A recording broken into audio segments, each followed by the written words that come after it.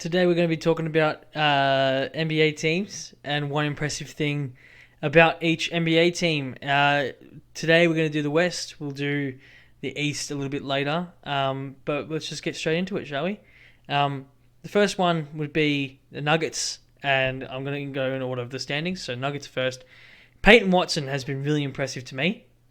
At first glance, looking at his stats, he's not doing anything, spectacular. He's averaging 5 points, nearly 2 boards a game, shooting 56% from the floor, 30% from three.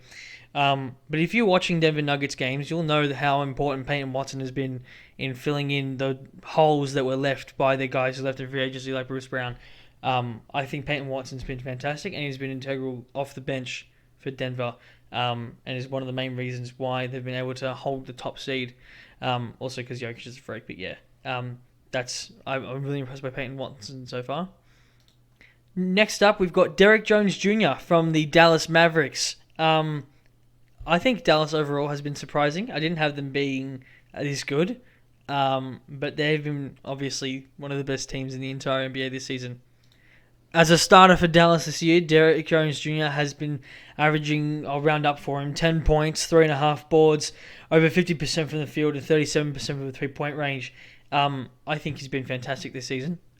He's done a lot of good for Dallas. And I honestly didn't see that coming. I don't think many people saw that coming. But, credit where it's due, Derrick Jones Jr. has been fantastic for Dallas. Playing some good defense as well, some really important minutes. Spacing the floor, finishes well, obviously, and so plays well off of Luka. Been really, really impressed with Derrick Jones Jr. so far this season. Now on to the Minnesota Timberwolves. I think they're surprising as a whole, but I've got to be honest, the thing that has surprised me the most has actually just been their consistency. Last year I thought they were a very inconsistent team, both offensively and defensively. This year they've got, I think, top 5 defense. They're not shoddy on offense whatsoever. Anthony Edwards has been a superstar on offense. I'd like to see more Karl-Anthony Towns threes, to be honest, playing off of his ability to shoot from the outside more. Gobert has been fantastic on the defensive end. I think he's probably number one, I think, in the odds to win Defensive Player of the Year, which is shocking to see that now in this season.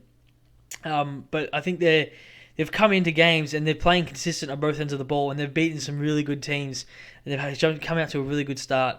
Mike Conley's been fantastic. Naz Reid's been fantastic. Jenny McDaniels, has been fantastic. And so I think that the Timberwolves as a whole are impressive. So I'll put it like that. That's one thing that I'm impressed about by the Timberwolves. Next up, we've got the Houston Rockets.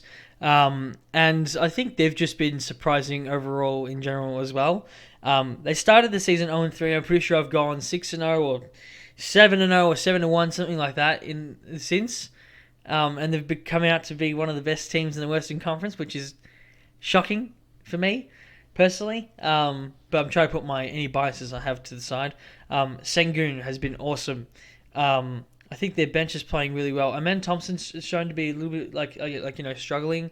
But Van Vliet has been awesome.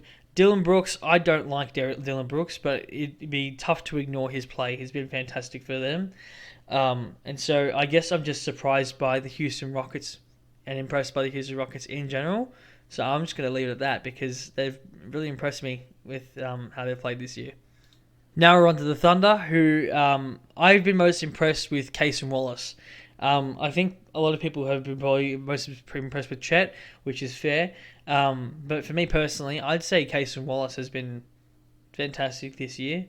Averaging 8 points, 2.5 boards, is stellar on the defensive end. Like, you can see his impact when he's in games on the defensive side of the ball. Shooting 65% from the field so far and 55% from three-point range.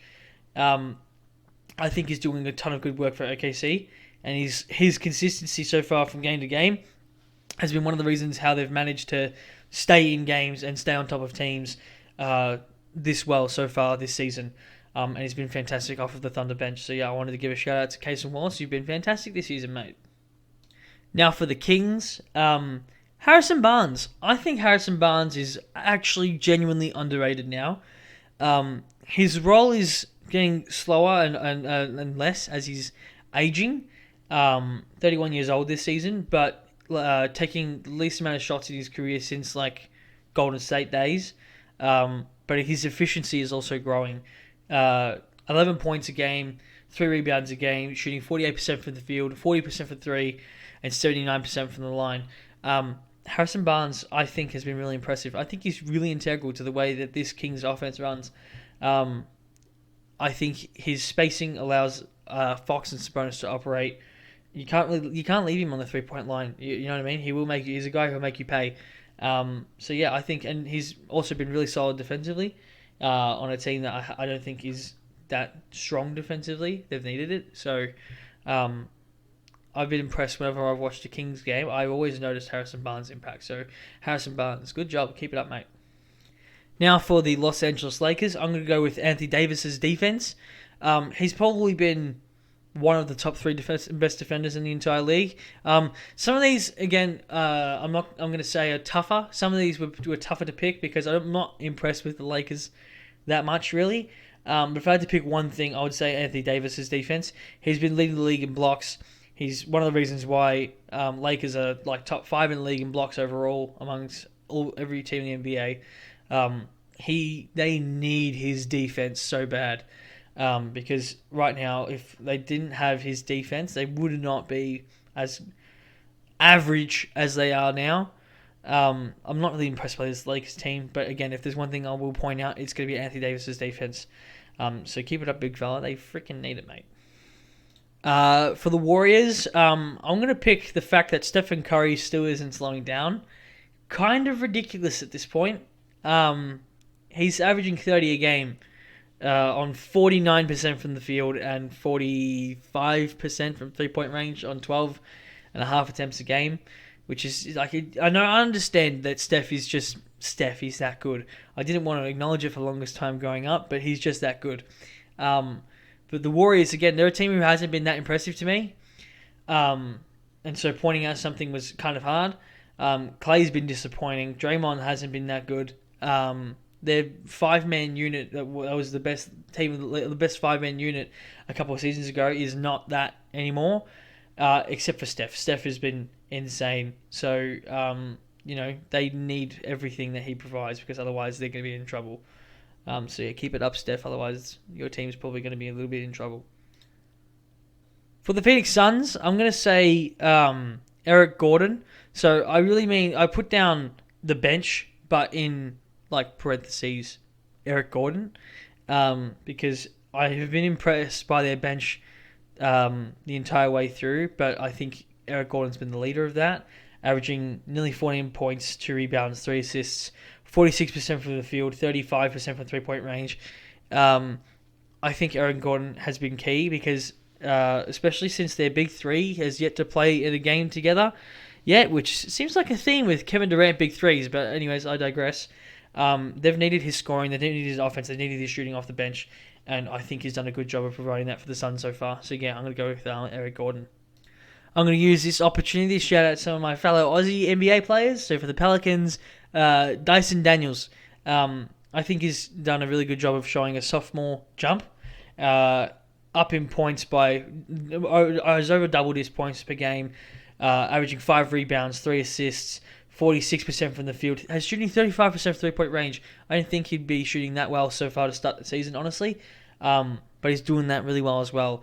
Again, the Pelicans overall are an interesting team. I think they need more time together as a unit before we can know how actually good and what their actual ceiling is. Again, we saw it last year with their first 20 games, something like that. They were good. Zion went down. They went bad.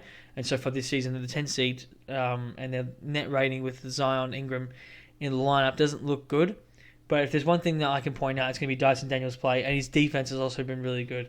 So yeah, Dyson Daniels, keep it up because you've been fantastic, mate.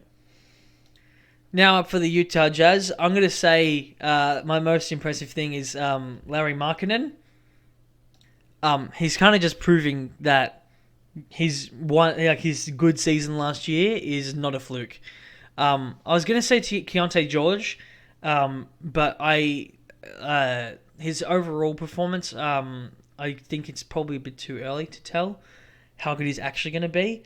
Markkanen, though, has been fantastic again this year. 24 points, 8 rebounds, 48% from the field, 43% from three-point range, and he plays power forward and sometimes center. He's been insane, and I think he's here to stay. And that has been the most impressive thing for me so far about Utah. Overall, I would say. Yeah. For the Clippers, they're one of the teams that hasn't impressed me at all, especially since the Harden trade. But the answer I'm going to go with for this one is going to be Norman Powell. His play off the bench has been fantastic. And again, they have needed it. 13 points off the bench, 53% from the field, 45% from three-point range. They have needed his scoring desperately off the bench because this team is struggling so bad. So yeah, that's a fairly quick one, to be honest, because there's, again, not much else to say about the Clippers right now. Eric Gordon, keep up the work. For San Antonio, it's Wemby, obviously. But I'll give us also another shout out to, I'm going to say their overall team playing ability, as in they are top, I think, 5 in the league in assists, and as a team are averaging 29 assists per game, I think. So I'm going to say Wemby because it's the obvious answer. His defense is stellar. His offense is ridiculous. Now, he's had some weak games, but you expect that coming in from a rookie 19-year-old coming in, still learning the NBA. The team is still, learning how to use him. But I'm going to say that the team's passing and they're playing with each other, even in the bad losses and stuff. I like seeing the ball move. I like them pushing the pace. I like it when they're playing together. Even though they need to be, finding maybe more. There's a lot of bad things I can say about San Antonio right now, as you can see by my earlier videos. But if there's one thing to highlight other than Wemby, it's been I like how they are playing together and not over relying on one person, even though we need to look at Wemby more. For Portland, I feel like the obvious answer is something like Shaedon Sharpe or something like that. So I'm going to go again, shout out another Aussie, Matisse Thybulle. Again, his defense is always stellar, and his bench play is needed. Off the bench, averaging 7 points, 1.1 steals a game in 20 minutes off the bench. He's shooting 51% from the field and a career high so far, 42% from three-point range on a career high attempts too. I think Thybulle has been fantastic for Portland. When you watch the games again, you can tell that the team is at least playing better with him in the game. At least that's what I see. That's what I think. So yeah, Thybulle, keep up the good work, mate. Well done. Last but not least, we have the Memphis Grizzlies. Again, another team that is difficult to pinpoint what an impressive thing is.